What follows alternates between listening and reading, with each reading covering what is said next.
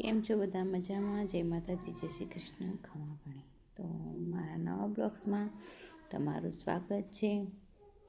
અને ઘણા દિવસથી મારા બ્લોગ્સ આવતા નથી, કારણ કે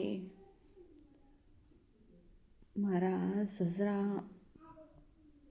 એક્સપાયર થઈ ગયા છે. તો હું બ્લોગ બનાવી નથી શકી, પણ આજે બહુ હિંમત કરીને હું આ બ્લોગ બનાવી રહી છું, કારણ કે મારા યુટ્યુબ ફેમિલી અને ઇન્સ્ટાગ્રામ પર મારા ફોલોવર્સ તો